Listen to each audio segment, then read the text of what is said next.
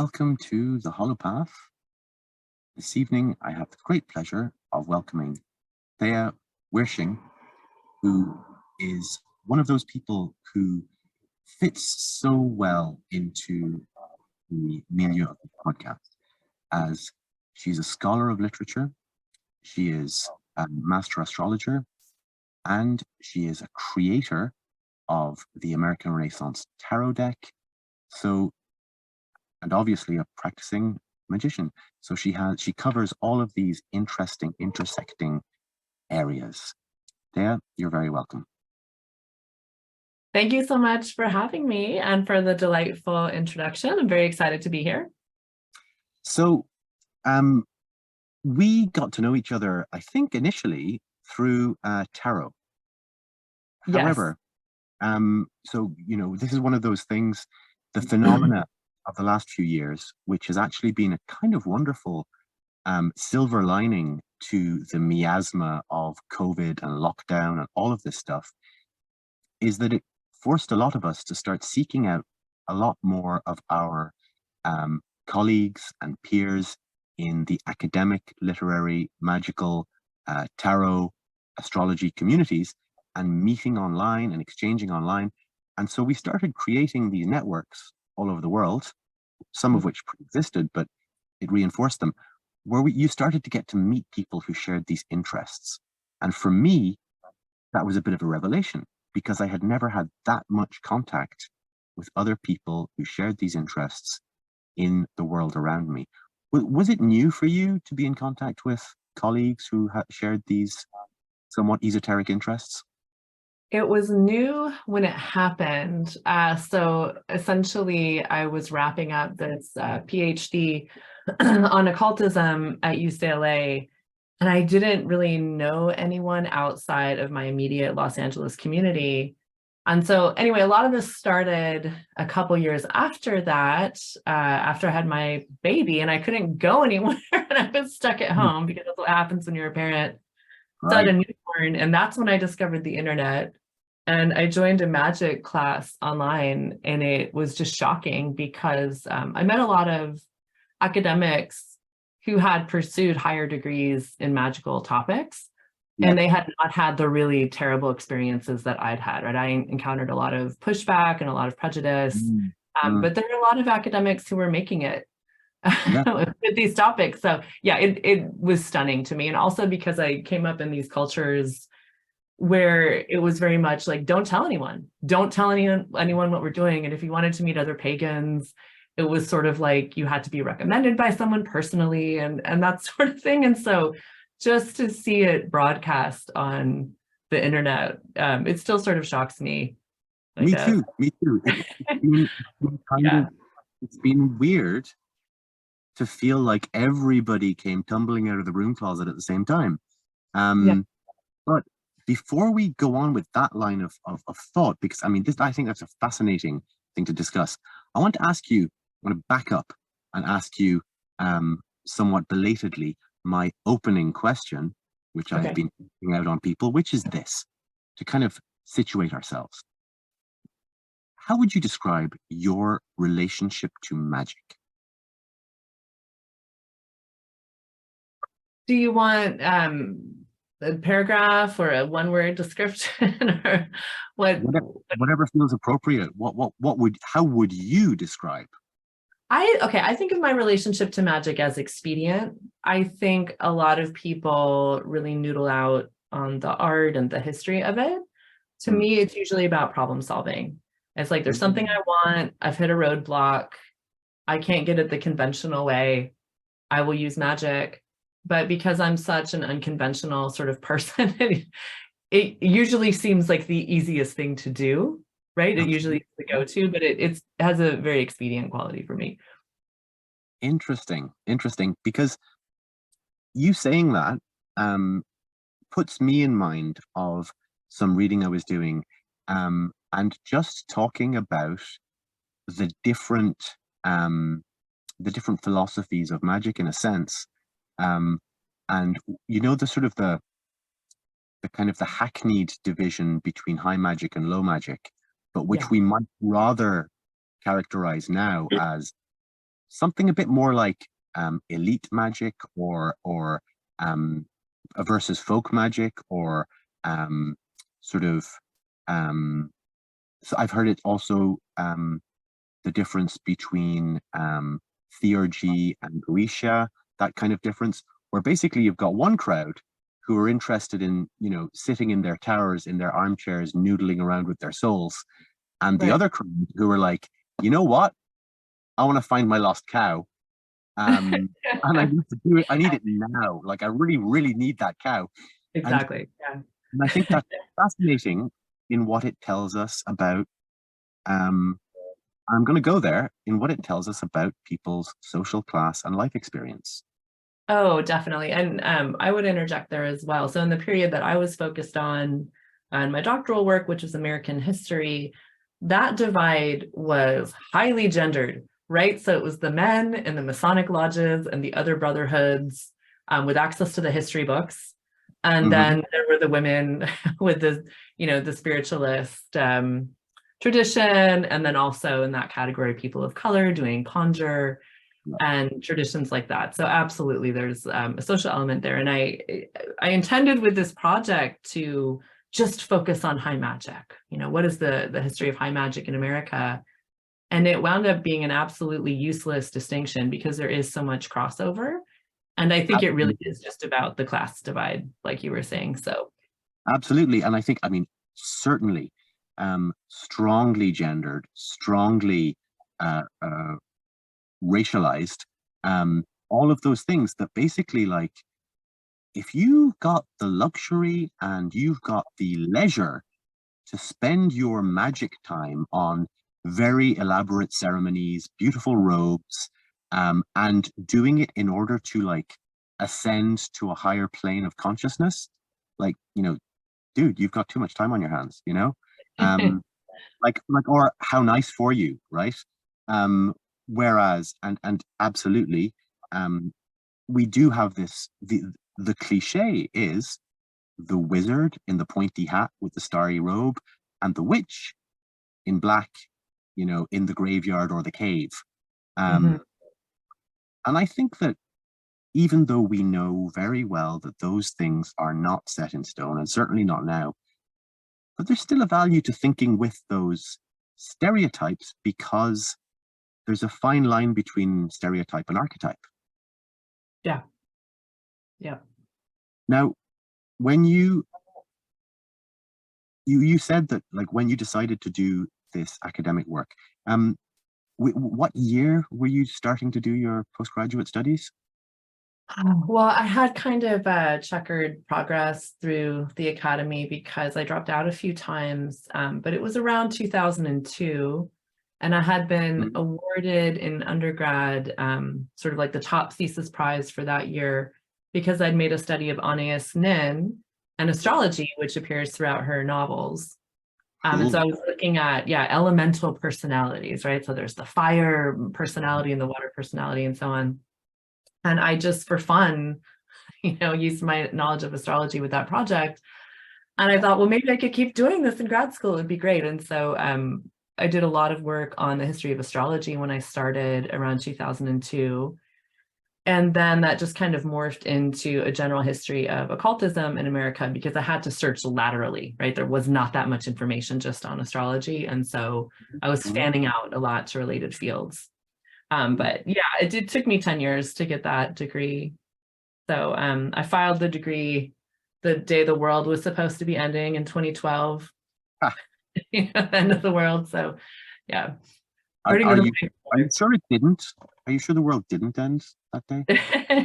yeah, it might have in some sense, but My I God. mean, the people I was hanging out with at the time were prepared. You know, there were a lot of folks I knew who had sort of given up their savings and other things and were sort of ready for the rapture at that time. So Just yeah. to compare, like, I basically was doing my postgraduate work around the same years, and like around the same very extended time span. Mhm. And I remember when I was first considering postgrad work, um, there was a girl that I met, and she was like the girlfriend of a friend of mine. and she was studying in Britain. I think can't remember what university, but I remember her telling me with this kind of like mischievous glee that she was doing a master's on witches. And I was like, ooh, what? You can do that? But so the way she presented it, this would have been in the early 2000s, the way she presented it, it was clearly something that she knew was transgressive at the time. Yeah.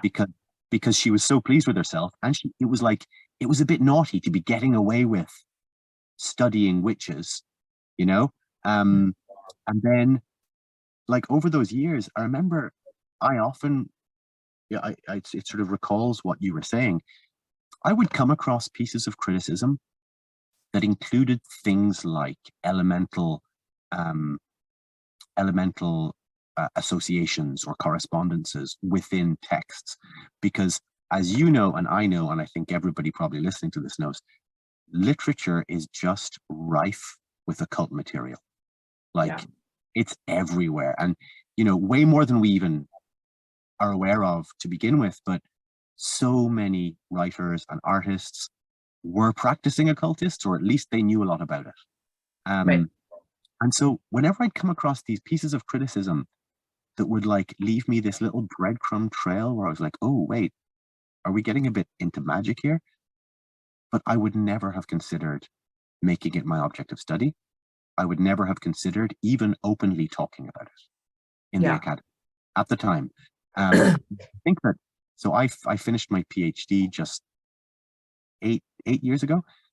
And I feel like now I would, and I feel like if I were to have it over again, I probably would have studied a more esoteric or occult centered thing academically, because I'm fascinated by doing that. But like, I did my postgraduate work in France. Here, it would have been pretty much unthinkable. Right. And I think a lot of people don't understand that. I mean, the other thing I would say, Mark, is that you seem to have been much better employed by the academy than I was. And that was a consequence of me having made that choice. And that was why I received so much pushback, because my advisor was like, I cannot guarantee you a job if you insist on focusing on this really niche interest. This is a third book. I never got a job. I had a series of temporary contracts, and then when it came time to try for what would be the equivalent of a tenure track job in the States, there was just nothing, and I just decided that was it. I didn't want to pursue it. But no, I mean, there's you can do in France, and I think this is kind of the same everywhere now. You can absolutely do everything that is required of you and excel, and you can do. You can have a fantastic CV and you can have everything you want. But unless you sort of play a very political game, you probably won't get a job. Right. So for folks who are not in the know, right, it's just a non-starter now, this idea of getting an academic job. There's just nothing available. But I guess like what I would go back to, just as far as the resistance, I mean, I think there's these two pillars of Western thought, right, as we've inherited it, which is enlightenment and Christianity. And so occultism flies in the face of both of those. And so I encountered a lot of, I would just say, old school fear of the devil, right? Even among these academics, ostensibly not religious at all. It's just, it's creepy, it's taboo, it's stuff we're not supposed to talk about. And then also I had to get very comfortable with the word irrational, because they're irrational pursuits, right? So, religion is irrational. And that was the even greater taboo among the people I was working with, right? Like, why focus your lens on these things which are so fundamentally against the academy's reason for being? Because we are rational here. Why would we look at these irrational things? It's insane because, like, as you say, right? Absolutely. The study of the occult, the irrational, the paranormal, and so on, seems to be completely antinomian and completely flying in the face of all the institutions. And yet, scratch those institutions, Christianity, the Enlightenment, right below the surface, like a lot of the great participants and figures of all of those movements they were engaging in this kind of stuff. Oh, sure. Yeah. You know, the sort of the esoteric side of Christianity, the esoteric side of Enlightenment science. Yeah. I think that in the 20th century, there was a lot that was lost with this kind of false dichotomy between science and religion, or science and magic, and this false dichotomy between the rational being the good and the irrational being not just bad but evil. Right. So tell me, what were you doing? You said that you left your studies on multiple occasions to pursue astrology. How does one do that in a milieu, in a time when to do such things is not socially acceptable? Where do you go? What's the secret handshake? Is there a speakeasy that you have to go to where all the astrologers hang out in their robes?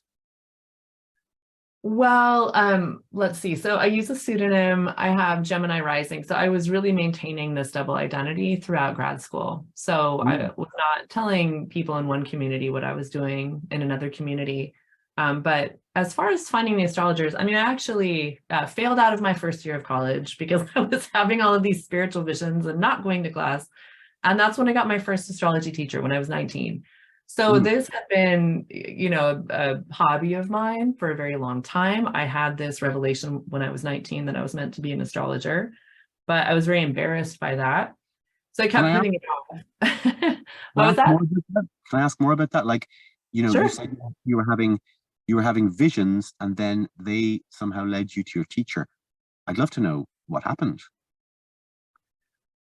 Ooh, well, I was I'm trying to think the briefest way to tell the story. I don't know if there's a brief way to tell it, but I guess I would have to say that my upbringing was very disruptive in that I had a very violent, scary family, and I endured a lot of trauma. So when I went off to college, I was not mentally well, right? I had not come from a strong background. And then I was sort of left to my own devices, and I was hanging out with the witches and all the new age weirdos. And I had this potent vision in the woods in Santa Cruz, which is a very kind of ooky, potent place. You know, there's a redwood forest in the middle of campus. And so that's what was speaking to me. But I had a lot of, I had a lot to prove around my worth. And so I wanted to be seen as intelligent. And so that was my downfall. That's why I kept like leaving astrology and these communities where I fit very well. And running off to academia so I could prove that I was intelligent. And then maybe midway through my grad degree, I realized, wait a minute, the academics don't have any better handle on reality than the occultists, right? There's no bedrock here that I'm finding. And then it became very uninteresting to me to finish the degree, right? Because I was only there to figure out what reality was once and for all. So anyway, I'm kind of darting all over the place here, but yeah, I as far as finding the teacher who helped me grow into a professional, it was just a matter of dropping out of grad school because, I don't know, I was reading a lot of Derrida and I found it very depressing. And anyway, then I found Stephen Forrest, my astrology teacher, after that. So, oh, wow. That's amazing, and I think that, you know, maybe being in California might have helped a little bit, because it's true that, like, so I spent some time, I went to college in California briefly, and there was definitely like the counterculture and sort of mystical or new age or hippie, or, you know, there's a presence, like these people are like relatively visible. You can find them. You know, you were hanging out with the witches, like, because, you know, you'd be on campus, you'd be like, oh, look, there go the witches, you know? Right. I'm imagining scenes from The Craft as I say this. No, it was so much like that. And I mean, I found a pagan group on campus in Santa Cruz, and I was in the middle of Los Angeles. So that's, yeah, not hard to find. I mean, I would see her in the market, by the way, where I lived. I would see Firuza Balk, the star of The Craft, in my local market in Los Angeles. So yes, felt very close to home. And she bought a pagan shop. She bought panpipes bookstore in Los Angeles. So she was a very visible presence. I did not know that. I did not know that she actually got involved in the community following that. Yes. Very interesting. She strikes me as a fascinating character, but that's another discussion. Yeah, I mean, I want to say, oh my God, I'm so jealous. I wish I'd had that. But like in Ireland at the time, and I wasn't even in Dublin, I was in Cork, so it was a small city. And I had the impression that I had no source for any of these things. Like there wasn't an occult bookshop. There was one little new age bookshop, but like it smelled so strongly of patchouli and stuff that you couldn't even go in. Like it just, Yeah. at the time, I think I would have felt too frightened to go in because it was just not my place. But I used to pick up sort of secondhand, like cheap reprints of early 20th century semi-anthropological stuff, like the Golden Bough and Montague Summers and stuff. So like interesting, but not that useful. But in terms of meeting people, it was a huge taboo. Like you didn't talk about this stuff, and I often say to myself, oh, I so wish that I had met witches or I'd met some mentor in sort of these in the occult sort of stuff when I was younger. But when I look back, I actually did meet them. I remember I had encounters with several people who announced themselves to me as witches, or who almost offered their sort of mentorship, and I think I was just too afraid to do it. Yeah, that's so interesting, Mark. I mean, what you're putting me in mind of, so I'm going to quote Arthur Versluis, who is a scholar of the esoteric in the United States, because he just made this mind-blowing point. I think it's his book about the American Renaissance that I'm quoting. But he talks about how initiation in magic, right, in the esoteric proceeds by text. And so it's from book to reader. And so the initiates can be separated by centuries of time, right? So you could sit down and read Agrippa, let's say, but you're still, in some sense, being initiated by that writing, right, by that book. And so there's a way that this tradition can actually kind of leave out that one-to-one initiation, that person-to-person initiation we would associate with Eastern esotericism, right? That you would have to you'd have to have contact with the teacher. And my experience was very much, like this isolated nerd reading books, right? And so that's how I learned about the world. And I just find that so fascinating. But I mean, I'm wondering if you had that experience as well, right? Like finding the community in books, if you were not finding it so much in the people around you. I did. But again, I didn't have stuff that was explicitly material about actual magic. You know what I mean? Like I had stuff that was describing magical practices of the past, but like more kind of anthropological. And but you know what? I figured it out because I ended up, when I was about 21, 22, it's a story that I'll probably tell at more length some other time, but very briefly,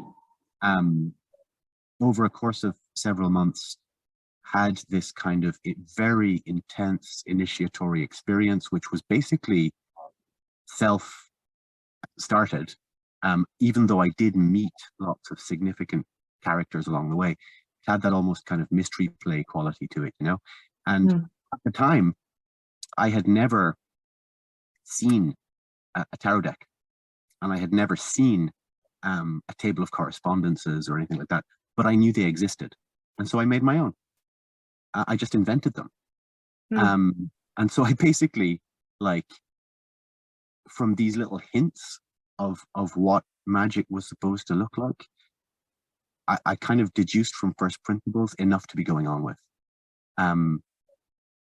But again, that turns into a very long story, and I'm not here to tell it. But I want to hear more about yours. Oh, I love that. Well, I just want to interject here. So I have Mark's astrology chart up here, and he told me not to talk about it too much. But The type of astrology I practice is based on belief in past lives. And so Oh, we use these points called the lunar nodes. And mhm, your south node is very much in the sign of the mystic, Pisces.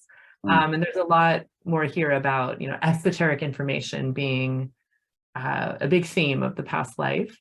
And so I find that just fascinating, right? That you didn't really need that much inspiration for that knowledge to just come back to you spontaneously, right? You found it again in this lifetime. So that's what I really? was thinking. Well, yeah, yeah. Yeah, yeah, thank you. I mean, um, obviously I will have to book a proper consultation with you about my chart.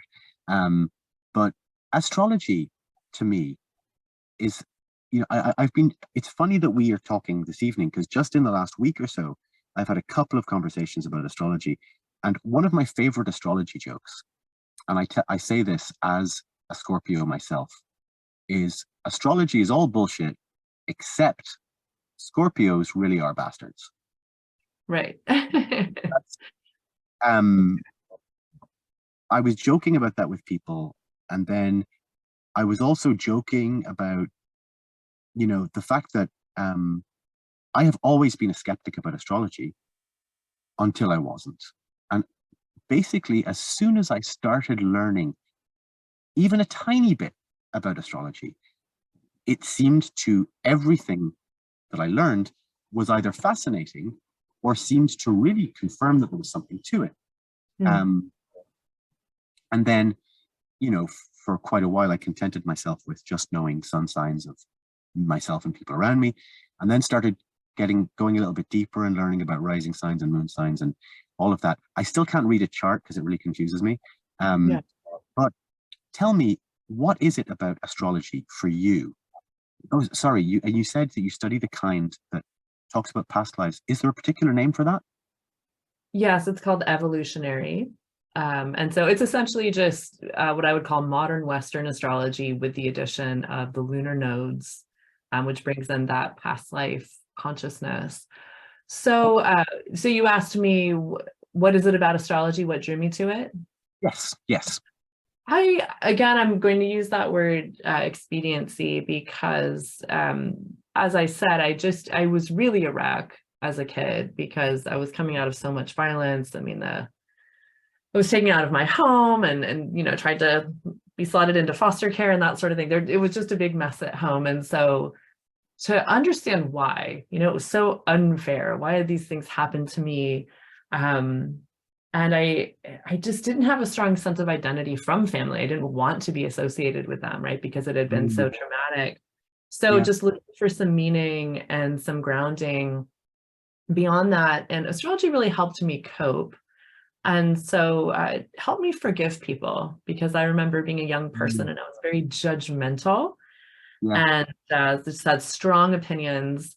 And then one of the times I dropped out of school, I was working at this grocery store. That's how I was funding my astrological education.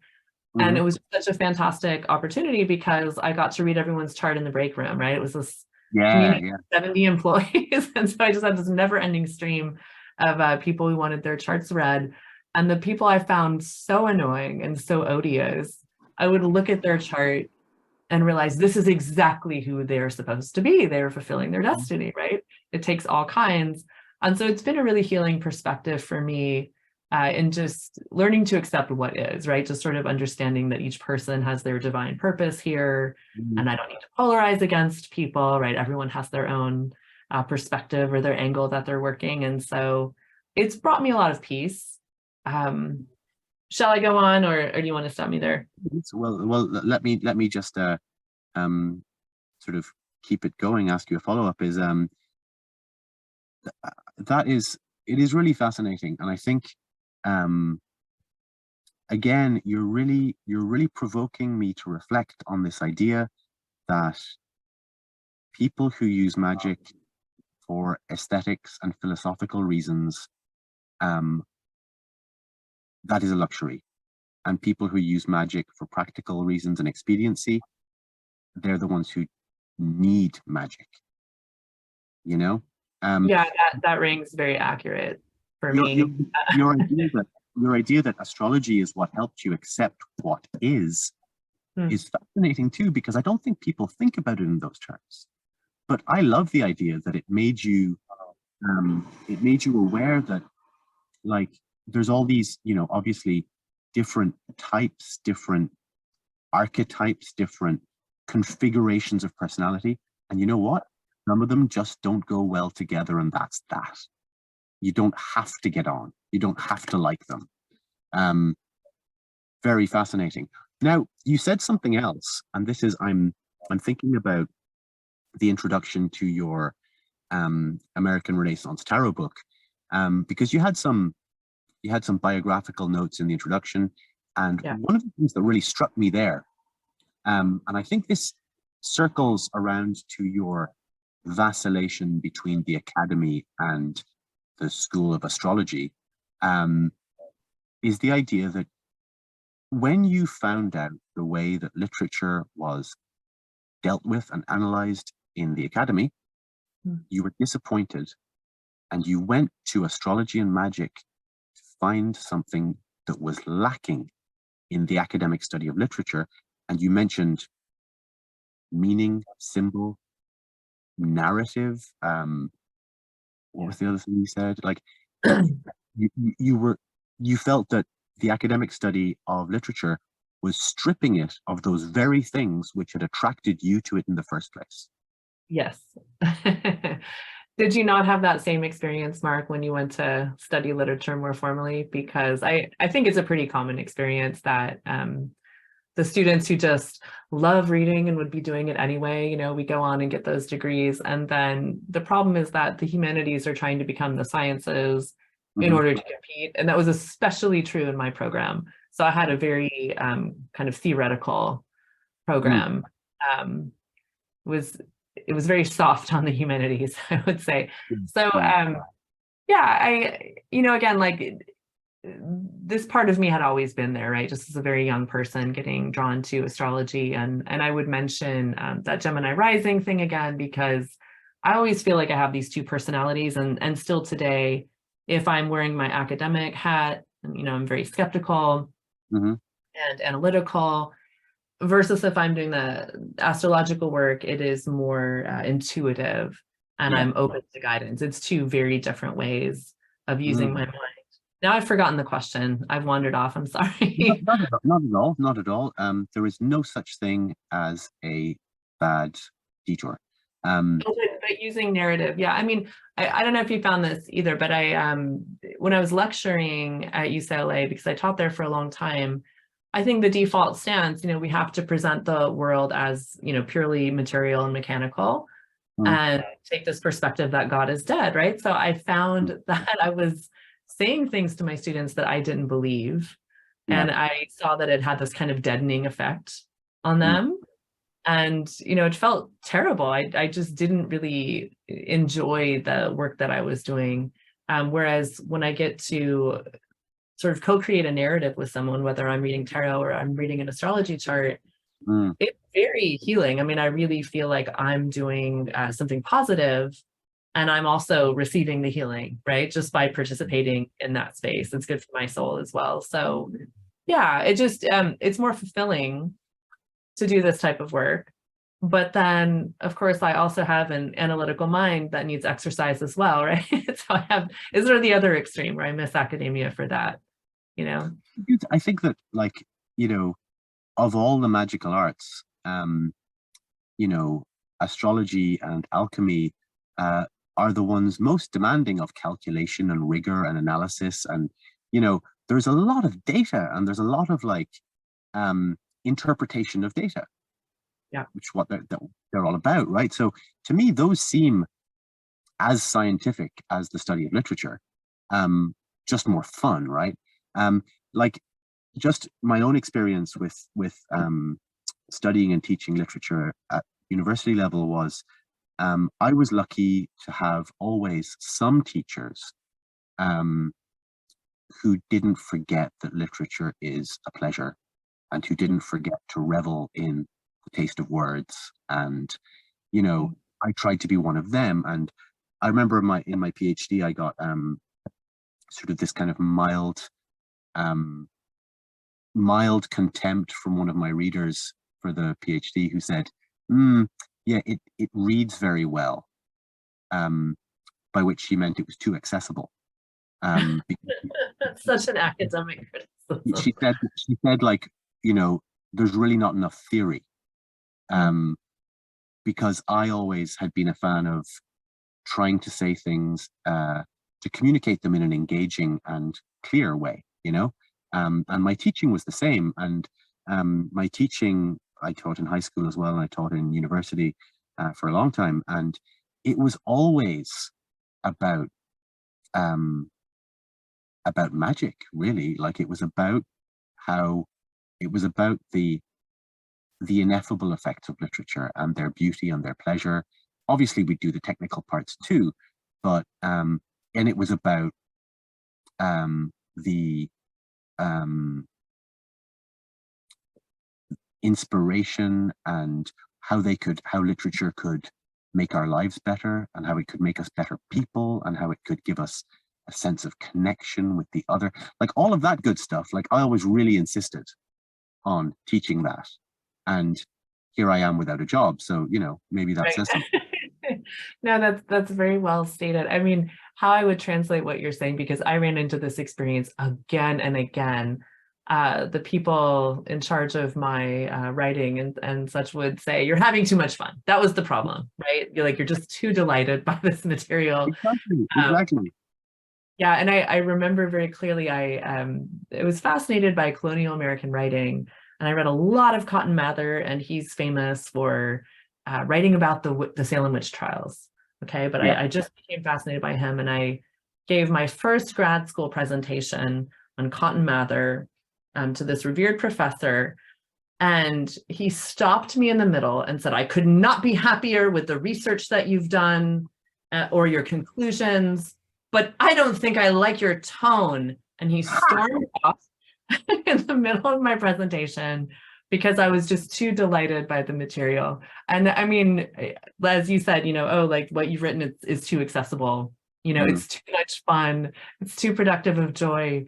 I mean, that happened to me so much, right? Like, you're supposed to shroud it in misery in order for it to be considered academic. And I'm going to tell a joke I heard from my friend Greg that was told by Jeff Kripal. I don't know if you know him, but of course his work is relevant. Big fan, yeah, go on. Yeah, so he said, what do all academic truths have in common? They're depressing. They're depressing. And that's the thing, is that we question things that lead to joyfulness, right? This is just such a Jeff argument, but anyway. But I think that the American Academy is particularly Puritan. Like, it's just, you know, let's eliminate all trace of pleasure or fun or joy, or, you know, like, if you go into a lecture theater in an American university, and you start your lecture by singing, people will think you're insane. But in Ireland, for example, this happened on more than one occasion to me. Or, you know, I had a teacher, I had a professor in university who, on one of our last days of classes with him in our final year, it was May, and he looked out and he said, well, it's a beautiful day, and I suggest that we all decamp to the riverbank. We all went down and sat by the river, and he stood in the middle and recited Shakespeare to us. Like, you know, that still exists. There is still. Yeah, I had the good fortune to work with the Shakespeare professor. I taught for him a few times, Michael Allen, and he was a Ficino scholar. He was absolutely lovely, and he wound up being on my committee. So that was one of the more positive experiences I had. But he was a Brit, right? So he didn't have this Puritan inheritance. The thing is, don't get me wrong. Like, I don't want to seem like I'm bad-mouthing American academia neither, because, like, especially the young North American academics, you know, and I include the Canadians that I know, because I know a lot of Canadian academics. Like, they are the most engaged, well-read, conscientious intellectuals that I've ever come across in my life. They work so damn hard. I thoroughly admire the young academics that I know in America. It's the older ones that I'm not too sure about. Mm. And I've met some older ones who are amazing too. But they always seemed like they were a bit like, whenever they were doing something fun and cool in a lecture, that they were always slightly looking over their shoulder in case somebody would come in. Absolutely. Yeah, it's just that culture. It's very deadening, constricting. So And agreed. completely disenchanted. So Yeah. what do we do then? So to re-enchant our lives? Do you think, for you, the way you just spoke about it a few minutes ago, astrology for you is not just a professional pursuit. Hmm. You are going to people with a type of sacrament, perhaps. Yeah, it gets into, it's sort of difficult for me to talk about because it's never felt like an act of will. It's always felt like a compulsion, right? That I just could not get away from astrology. And to quote the astrologer, Sam Reynolds, he says, if it's your calling, it will keep calling you. Yeah. So that's how it felt with astrology. And, even going back to school and pursuing graduate work in astrology, it's because I felt like I had no choice, because Yeah. I knew nothing else would keep my interest. I didn't care about anything else. And I knew I would never hang in there and do the research, unless it You engaged did me. graduate work in astrology, you said? Sorry, what? You did graduate work in astrology. I did start out that way. So I was looking at the colonial period because there were loads and loads of almanacs, right? So there's lots of astrological material Okay. in the early period. And so I was writing about that. And the problem I ran into, I might not run into now, but there was just only so many texts that had been digitized. And so it was having to do with microfiche and things like that. So that's why I decided to broaden out my project. But yeah, that's why I did an explicitly occult project, because I understand. I had missed that. I had missed that. But yeah, I think that this idea of the esoteric arts as a vocation is really important, I think. And as you say, like, it does seem for a lot of people to be just something you can't get away from, even if you try. Like, I mean, some people run away from it. I did at one point, but it finds you again. It keeps finding you. Yeah. So when I went off to grad school, I said, well, I'm done with this. I'm a mature intellectual. And then a woman fell in love with me who was very fascinated by astrology. And so we dated, and she made me see how much knowledge I had, right? It just kept finding me. And then after I had my child, I struggled with PTSD. I had a lot of, issues from the past and from family that came up at that time. And I was not able to get in my car and drive. I was unable to drive during that period. And so it just became, again, expedient to market myself as a professional astrologer. I'd been doing it semi-professionally for years, but to say, okay, well, this is my best option because I'm not able to work a normal job right now, right? So it's like, as many times as I've run away from it, it just keeps coming back and finding me. Now, this is fascinating to me because the last episode that I recorded, which I haven't put out yet, was with the folk and traditional Irish music singer Amelia Hogan.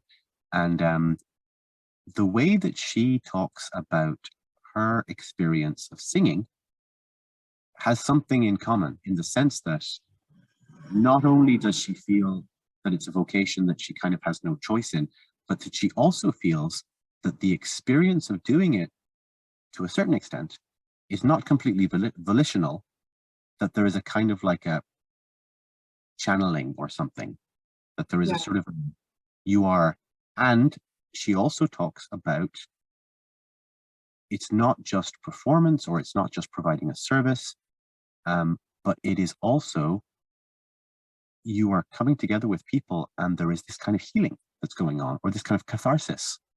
So tell me more about that. Like, how does that manifest when say you're dealing with a client, and what will they do? They'll like send you their details, you'll do a chart for them, and then you'll meet them online or in person to talk about it? Yeah, so I'll just say your story about the singer, it's very validating because this is a hard thing to explain to people. And I think people often look down on you when you claim to be a magician, but also say, well, I'm not totally in charge of my life, right? Like there's these other forces kind of working through me Yeah. that are calling the shots. And I don't know how to explain that. You know, I can't sum that up, but yeah, so people find me how they find me. And it's interesting because I do a lot of work with astrology and trauma. And so Yeah. people seem to get that resonance with me, right? So I hear a lot of stories that would burn your ears off. You know, I hear about people's deepest, darkest stuff. Yeah. And so often I'm just working with my recorder. So I'll have a brief connection with someone, maybe talk on the phone for 10 or 15 minutes, and then I record 2 hours of audio. And so that is very much their guides showing up to speak to me as well as my guides. And if the client happens to have very chatty guides, Yeah. sometimes it feels like I'm doing no work at all. I am barely engaging the cognitive function at Okay. all. This is So there's interesting. This yeah. is interesting because this is not what I expected. Because I thought you were going to tell me now. So you've had the conversation with them. Now, are you looking at their chart? Like it's to do with their chart still, right? Absolutely, yeah. So this is, I think, a journey that's familiar to many astrologers, is that the reason I was drawn to astrology instead of tarot is because, again, you know, I was concerned with being intelligent, and you know, my doubt has really served me in this life, right? So anyway, I loved the concreteness of astrology because your chart will not change. You could Yeah. run it in a different system and it would look a little different, but fundamentally, right? You're born with Saturn in Virgo, that's how it's going to stay. So I was really married to the book interpretations, right? Like the, you know, what the teacher said and all that kind of thing. And And then when I, if huh? I may, if I may, just the the thing that I'm kind of taken aback by is, oh, whoa, hang on a second. So then you've got all the information, you've talked to the person, Yeah. and then you just engage dialogue with their guides and your guides. Like, who are these guides? Where are they situated as far as you're Well, concerned? I'll let me finish my story. So I was very much a by the book astrologer, and I think that when people are first starting out, you'll find this, right? If you're working with people who are just learning astrology, the interpretations are very wooden and they don't kind of correlate with other things in the chart, right? This person might not represent nuance very well. But so then I found when I would go off book, then people would really light up. You know, I would say something and I maybe wasn't sure where it was in the chart, right? It's something that just came to me from who knows where, and I would be terribly embarrassed. Like, how could I let myself slip like that? But that tended to be the material that people resonated with the most. And so over time, it just became like a way of knowing in my body, like, oh, okay, I'm getting direct information from guides. Yeah. But I would say that the chart always presents guardrails. And so I do struggle. It's like if I'm being given some information, but I'm Yeah. like, no, but it says here, no, you know, I cannot in good conscience say this thing if I'm seeing something different in the chart. Yeah. So oftentimes it's just a matter of like putting things together differently. And I think that this is the art of astrology that the beginners can't grasp, right? Because you have to know how much to weigh each planet, right? Mm. And so it's not like the sun is always the most important thing in the chart. It No. is, but it can also be quite beleaguered, right? It can be dampened, it can be buried, it can take a long time to show up, you know? So Yeah. just sort of, you know, I would say almost like the guides were great teachers in that when I was saying things that were off book and not knowing why, I would often find the answer later. And so, you know, great example, I remember doing that a lot one time. And it turned out the woman had given me a birth time that was 45 minutes off. Ha. And I was reading the correct chart, even though I had the wrong chart in front of me. Mm. And then happened another time when someone gave me the wrong year. And it was a typo. And I read 3 different times for her. And it was Mm. always off book. And I didn't know why. But then Mm. later, you know, found the reason. So it's just one of those things, like you learn to trust your gut or wherever this stuff comes from. So yeah. I mean, I think that's fascinating because I think that what it speaks to, in a sense, is that the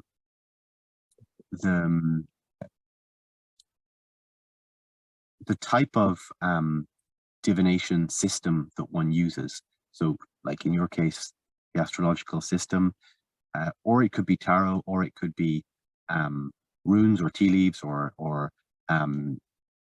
drawing lots, or whatever the hell, whatever type of sortilege or astrological system.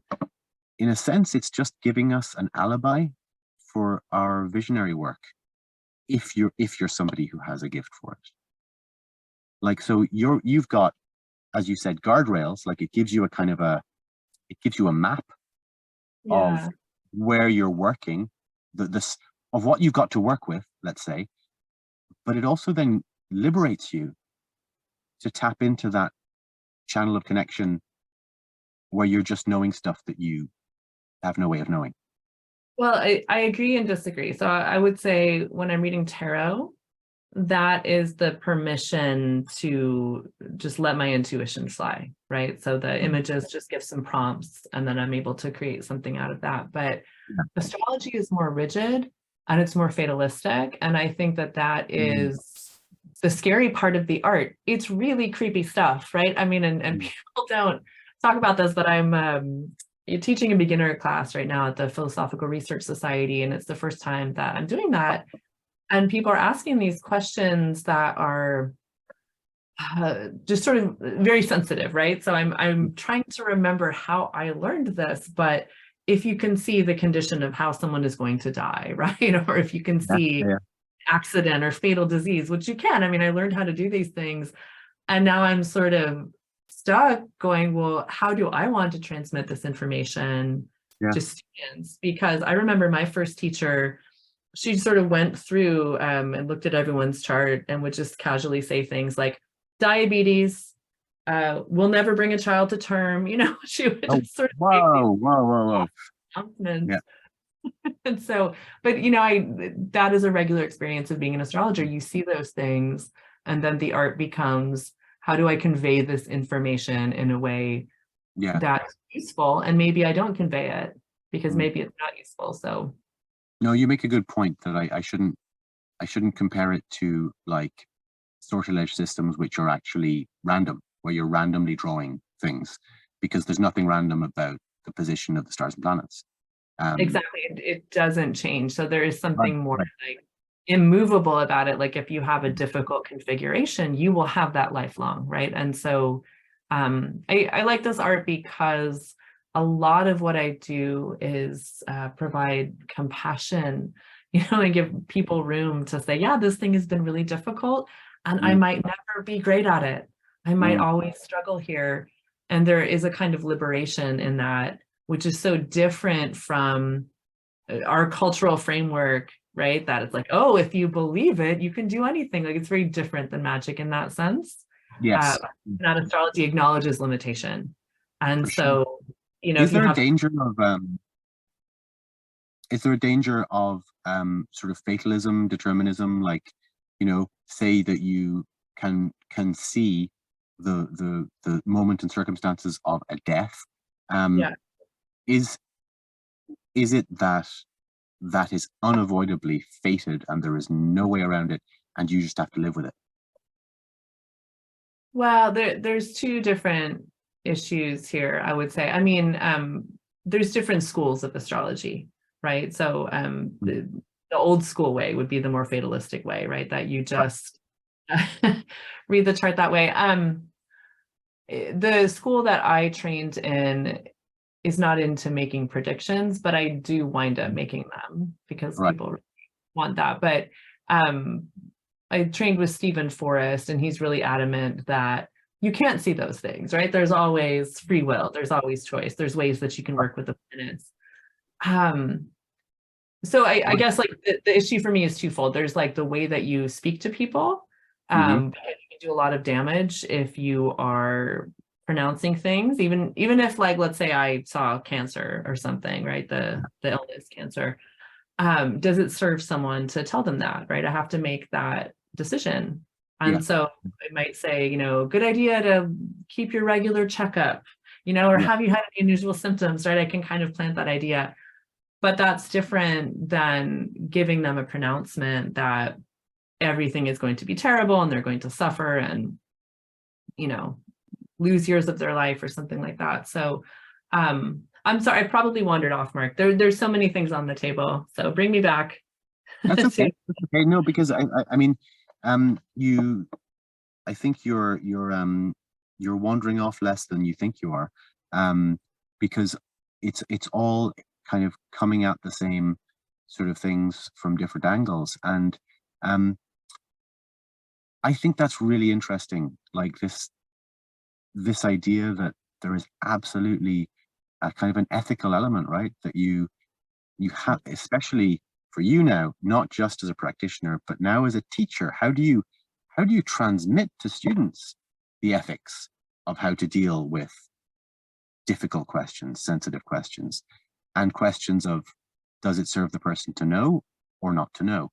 They're very big questions. Yeah, it happened to me when I was at that grocery store and I was reading for all the folks in the grocery store, and I had a Scorpio who was just haranguing me, and she was like, "You're too nice. Stop being so new age, right? Like, stop with the flowery euphemisms. What does this mean?" And I said, "Fine, you know, like your father's gonna die," and he died within 2 weeks. And like that was just for me so shocking and unsettling. And I didn't want to hang out my shingle for years after that, because I didn't like how that situation went down, right? It didn't serve her. And so I really worked very hard on developing a kind of equivocal language that would allow the person to hear what they're meant to hear. And on top of that, I always say a prayer of intention, that I say what's most useful in healing to that person. But I had another client right around that time when I was learning, and I had told her to take a chance or take a big risk or something. And she just gotten divorced. And she said, "Oh, I remember you told me to take a risk. So I invested all my savings in the session." And that also just, I was so upset by that. And then so I had to do a lot of work around understanding I'm just the oracle and I have no control how someone hears this, what they do with the information. I have to completely release that. But just be ethical. But how someone wants to interpret my language is really up to them. So I think that what you say there about the use of equivocal language and of ambiguity is fascinating, because that is it's so difficult to develop that, like to know how to do that, to be able to couch things in such terms as, like you say, those who need to hear it will hear it, and those who don't will not. Like you're turning the reading into a moment of co-creation with the audience, right? It's occult literature all over again, right? Like when you're reading those occult novels and you're finding those threads, those little hints. So it's very much like that. Yeah. And I mean, it is such a theme, isn't it? Right? If you know, you know. Those who know will know, and you do. It's so interesting how much that is occult, that is occulted, is actually right out there in plain sight. And it's just that people edit their own reality, right? It's not even that they refuse to see it, they just don't. Like their eyes just pass over it, Well, yeah, I mean, it's interesting to think about just how much literary technique enters in, because absolutely I speak in a lot of metaphors. And so that is a way of kind of gently letting someone know what the situation is, and they can choose to not apply that metaphor to their life. But then I'll get a lot of feedback, maybe like 2 or 3 years after the reading, which is so common. I get like people writing back, 10 years later, telling me how my words resonated for something that has just happened to them, right? So it's a way of kind of psychically preparing people, but without being so on the nose, Absolutely. And I think that, any art of words is similar, because I think that, like, we've all had that experience of, there are certain novels that you might read when you're a teenager and you're like, oh, okay. And it's not until like 20 years later you read them again and you go, oh my God, now I get it. Or example, one that really strikes me is with poetry, which sometimes that you encounter sort of older poetry that's more difficult, or newer poetry that's more oblique. And when you first encounter it, it doesn't do anything for you, but it has planted the seeds. Like, those images have been planted, and they flower much later when you re-encounter the poem and you suddenly understand what it means, because you've had the life experience now, or you've had your facility with language and with irony and with nuance has advanced to a point where the puzzle box unlocks and you suddenly realize what's inside. It's like a time bomb, you know, a time bomb of meaning. I love that. Yeah, I think that there's an astrological metaphor in there as well, because what I like about astrology is that it's an archetype of growth and development. And so I think that a lot of the internet astrology that's out there, it's like straight descriptive, right? It's like, well, if you're born this way, this is what you are, right? You popped out a Scorpio and that's who you are. And life is just not like that, right? So there are certain years when we will be asked to focus on archetypes that may not be that strongly represented in our chart, right? It might be the Neptune year or the Pluto year or the Saturn year, right? Where we're asked to really focus on those issues.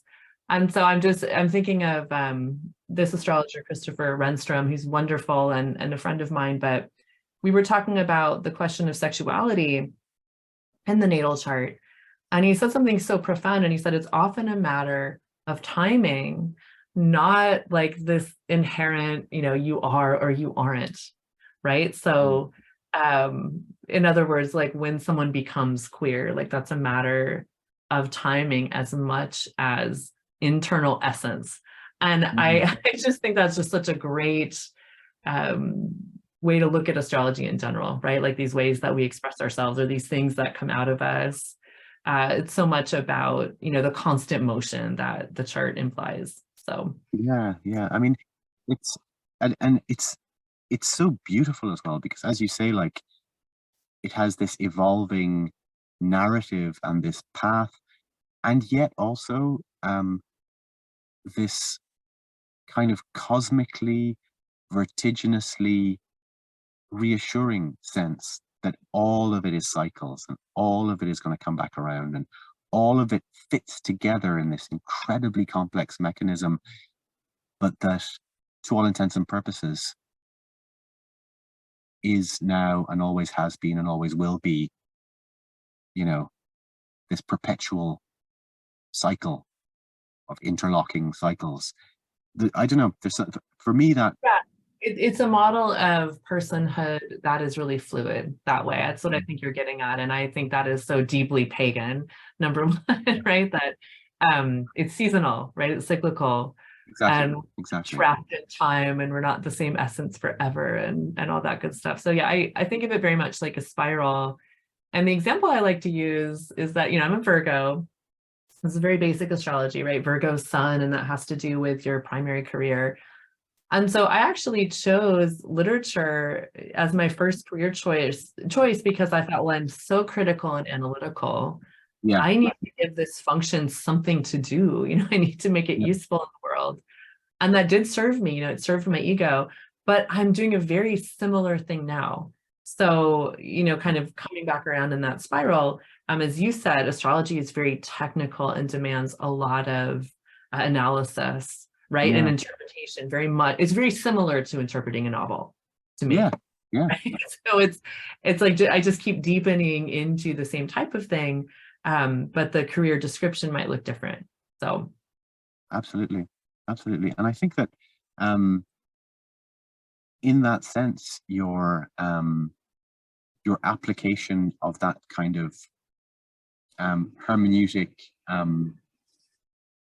orientation in you towards, on the one hand, literature, on the one hand, destiny and fate and symbol and archetype, is really instructive, because this is kind of where they meet. And I also think that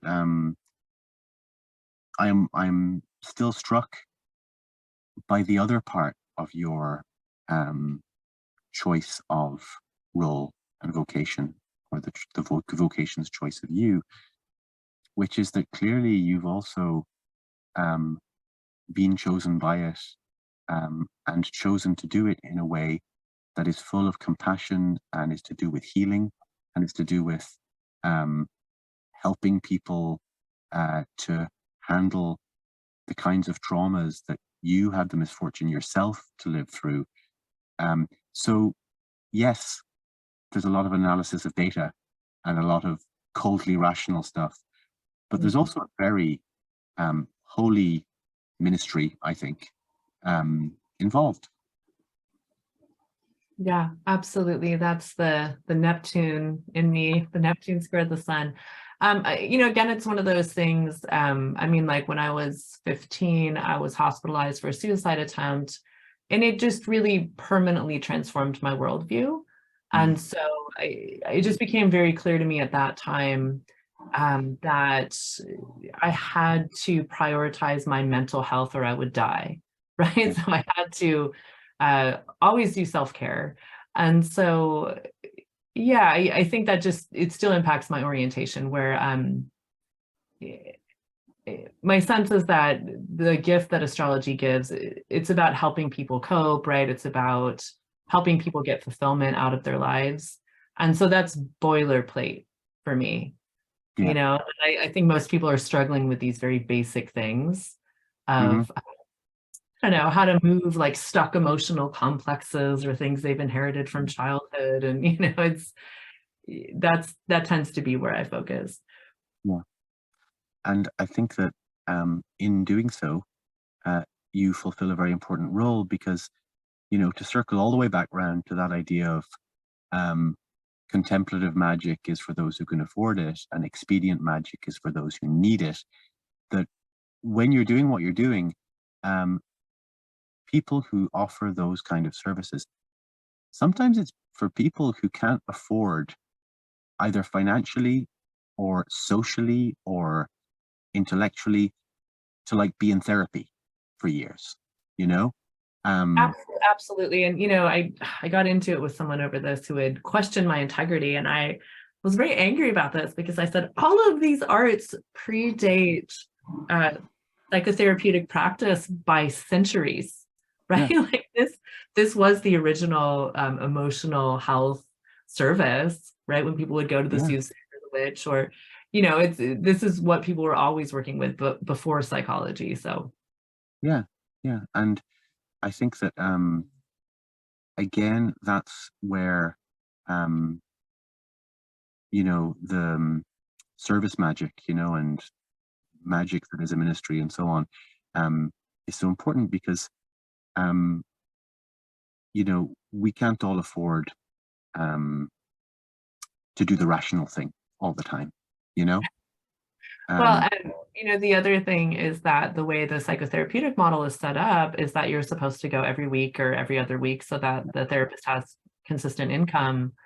But it seems like most people who work in my realm, we might see clients once a year, right? So it's like we're delivering a lot of content that allows the individual to then go implement it at their own pace, right? Exactly. Like we said, right, you're giving them, let's say, a set of kind of highly charged symbolic information that is kind of slow release. It's like they're going to be working on that bundle of symbolic material for months or years. And yeah, I mean, like, I don't want to get too sidetracked into it, but just to assume that somebody can afford to take the time to spend a couple of hours out of their week, probably their working day, to go and have a meeting with a professional and pay the high, it's a privileged point of view. Mental health professionals are not available to everyone.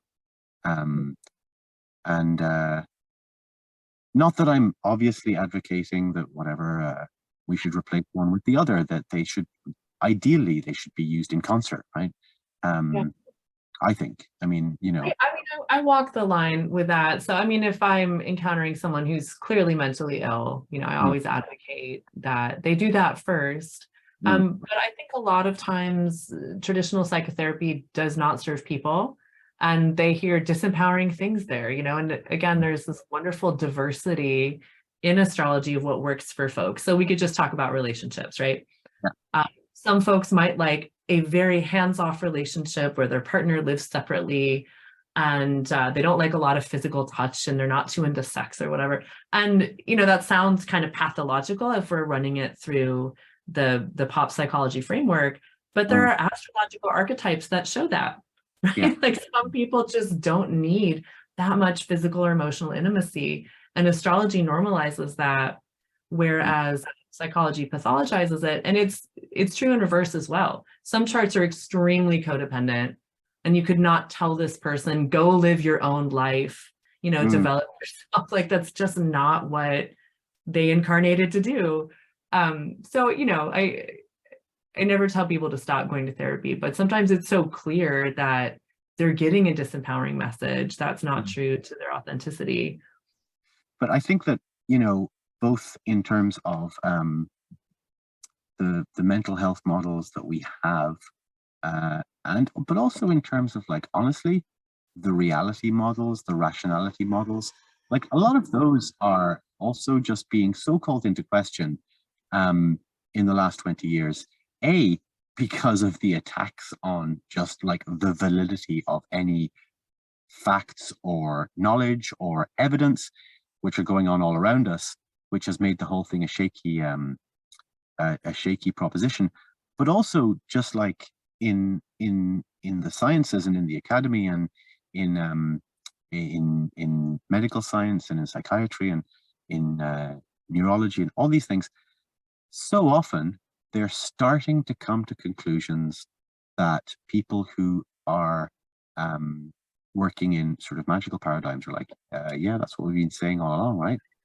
Right. You know, Right. um, just the idea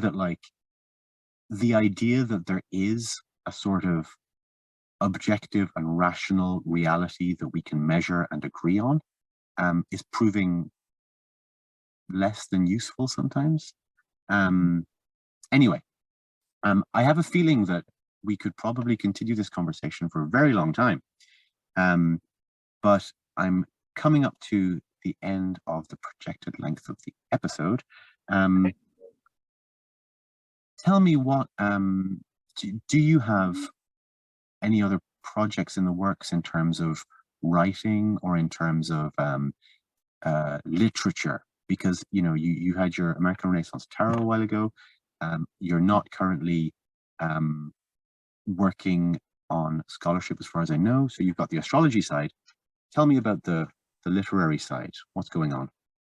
I am working on a memoir right now, and I think it's just deepening some of the questions that came up for me that went into my dissertation and then into the American Renaissance Tarot Mm, about just grappling with American identity. I mean, that's the mm, heart of it, right? And so just to give the really brief version, I'm American and I'm a witch and I'm an astrologer. And so I got very interested in how did this happen in mm, America, which is supposedly so Puritan and where these traditions don't exist, right? But it turns out that they do.